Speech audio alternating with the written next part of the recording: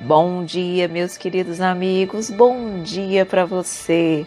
Estamos mais uma vez aqui no Pétalas do Espiritismo para aprendermos com o Livro dos Espíritos. Sempre tão bom o nosso estudo. E hoje nós vamos ver a questão 531, estudando sobre a influência dos espíritos nos acontecimentos da vida, no capítulo 9, da intervenção dos espíritos no mundo corporal. Kardec questiona: extingue-se-lhes com a vida corpórea a malevolência dos seres que nos fizeram mal na terra? Responde a espiritualidade: muitas vezes reconhecem a injustiça com que procederam e o mal que causaram, mas também não é raro que continuem a perseguir-vos, cheios de animosidade, se Deus o permitir, por ainda vos experimentar. Kardec questiona no item 531A. Pode-se pôr termo a isso? Por que meio? Responde a espiritualidade: podeis, orando por eles e lhes retribuindo o mal com o bem. Acabarão compreendendo a injustiça do proceder deles.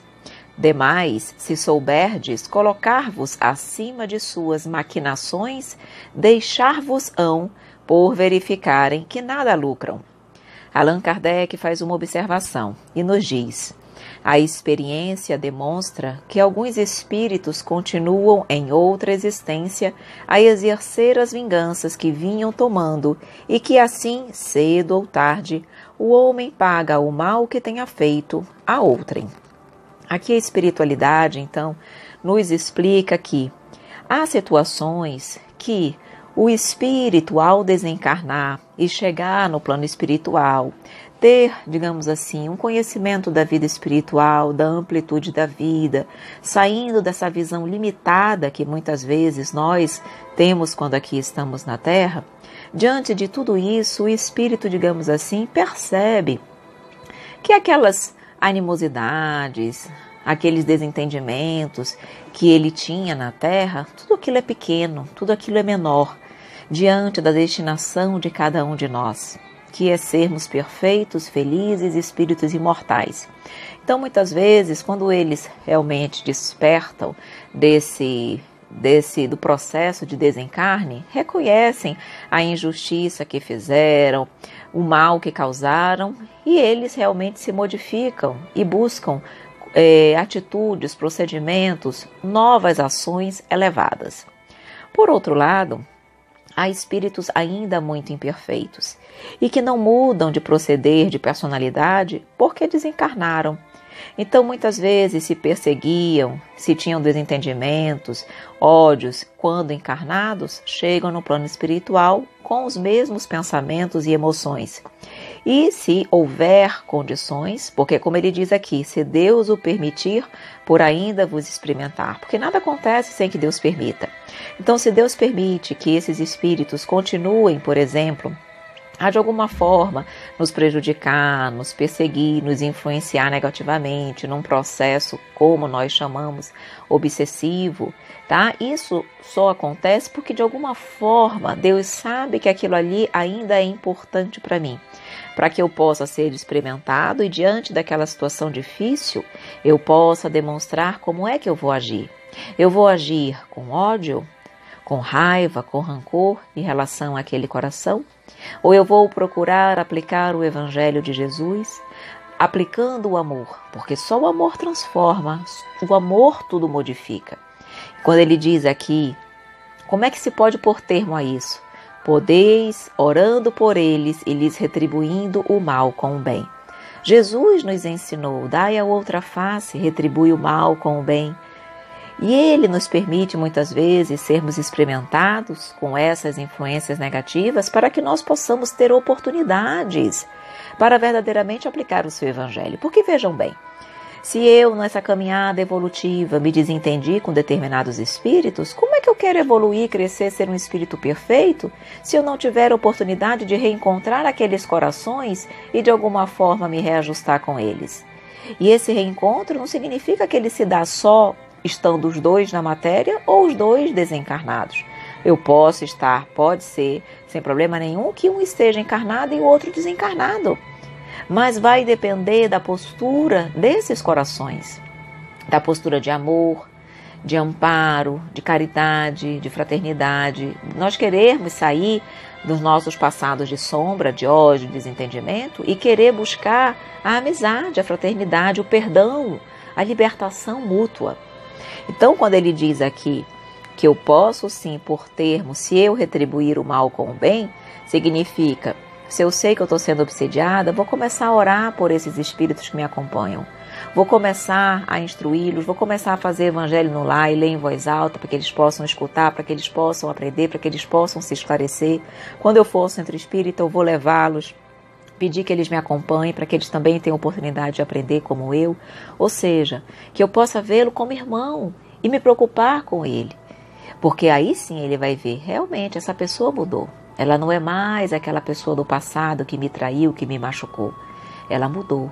Se ela mudou, eu também posso mudar. Se ela cresceu, eu também posso crescer. E assim todos caminham para o bem. Mas precisamos ter esse entendimento e, acima de tudo, essa postura, querer assim agir. O Espírito Miramês vai conversar conosco sobre o sofrimento. E ele nos diz, em certos casos, os espíritos que nós ofendemos quando nos revestimos com a carne, ao desencarnarem, continuam a nos perseguir, clamando por justiça, e às vezes Deus o permite para nos educar. Porém, se esses espíritos alcançam a compreensão espiritual, logo nos perdoarão. Mas, como todo o mal que praticamos fica gravado na consciência, levanta-se dentro de nós um fantasma, tomando por certo a aparência do perseguidor, subjugando nossas forças e nos fazendo sofrer, na medida em que fizemos alguém padecer do mesmo modo que o torturamos. Em muitos casos, a obsessão não passa de fantasia que a nossa mente alimenta e a subconsciência fornece os meios para o prosseguimento da perturbação. Assim, a lei da justiça se cumpre de sorte a nos educar, instruindo-nos de modo a modificarmos nossos sentimentos. É neste sentido que sempre se diz que somente o que nos acompanha além do túmulo são nossas ações, boas ou más, elas nos ajudam ou nos torturam, e o Cristo, conhecedor dessa ciência espiritual, desceu até a terra para nos deixar a mais linda página de educação, que conhecemos com o nome de Evangelho. Se começas a te educares em te movendo na carne, começas a te libertar das ilusões, passarás a não sintonizar mais com o ofendido porque o perdoaste.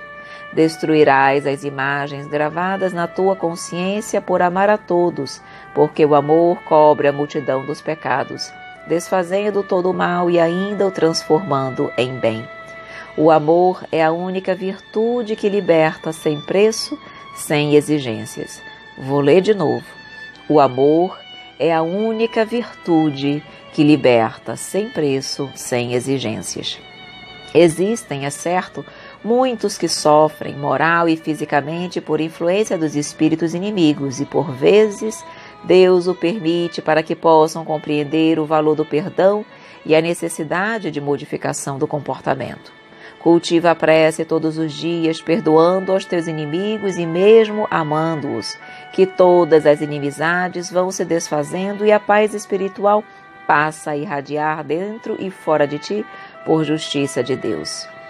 Então vejam, Deus ainda permite que essas situações aconteçam, que esses espíritos que continuam no plano espiritual nos influenciando negativo, Ele permite porque Ele sabe que ali também é uma oportunidade. Ali, essencialmente, é uma oportunidade de perdão, de libertação, de aprendizado, de crescimento, de realmente desenvolvimento do amor real e sincero.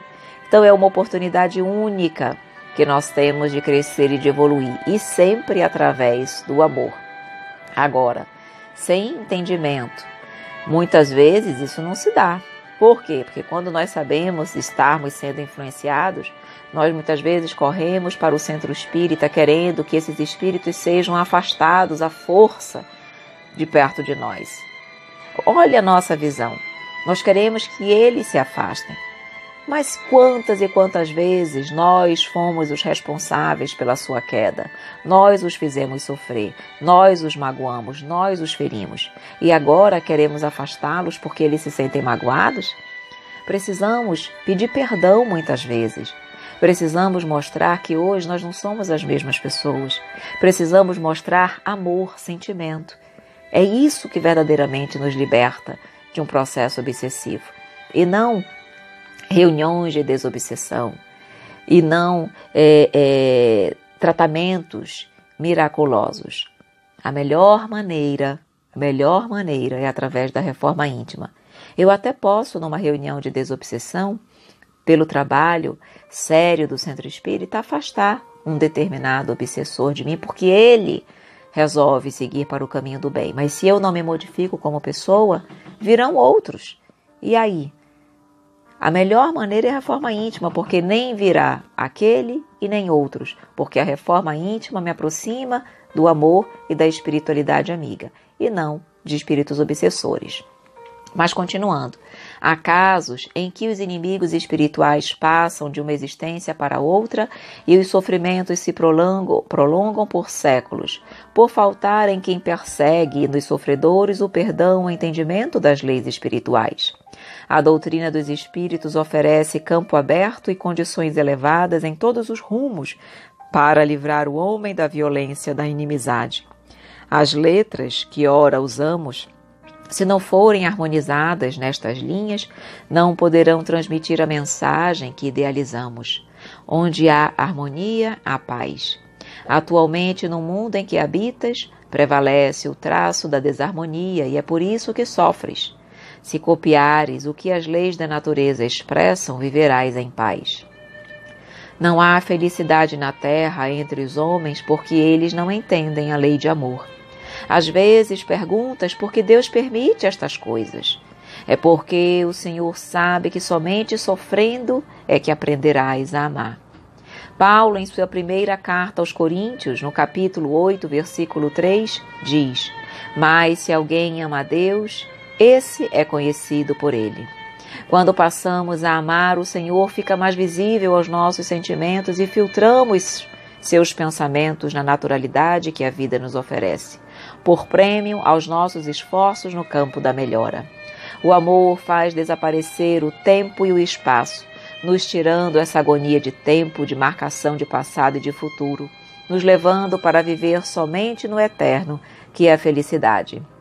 Quem souber a grandeza dos frutos do verdadeiro amor não sentirá outra coisa em relação a Deus e ao próximo. E é por isso que estamos aqui tentando aprender a amar. Já perceberam, meus amigos, que o amor é o melhor remédio para tudo. Se nós quisermos viver bem aqui na Terra, em paz conosco, com a nossa consciência e com o próximo, é amando. E quem ama, perdoa, quem ama, compreende, quem ama, não julga, quem ama, vive em fraternidade. Então, amemos, trabalhemos o nosso coração dia a dia, dia a dia. Virão inúmeras oportunidades que a nossa primeira emoção não é de amor, mas é de mágoa, de ódio, de revide. Mas aí tem que entrar a nossa consciência, o nosso bom senso, o nosso conhecimento. Claro que não é fácil, mas é com esforço mesmo que nós vamos chegar lá. Jesus nunca disse que seria fácil. Então, mãos à obra, trabalho, porque um dia vamos conseguir, mas para isso precisamos nos esforçar verdadeiramente. Certo, queridos amigos? Espero que vocês tenham gostado do nosso estudo de hoje. Amanhã tem mais pétalas do Espiritismo. Desejo um dia lindo, iluminado para você. E caso esteja ouvindo as nossas pétalas, mas ainda não faça parte da nossa lista de transmissão, envie-nos uma mensagem para o número 92, o DDD 991919595. Um grande abraço, queridos amigos, e até amanhã.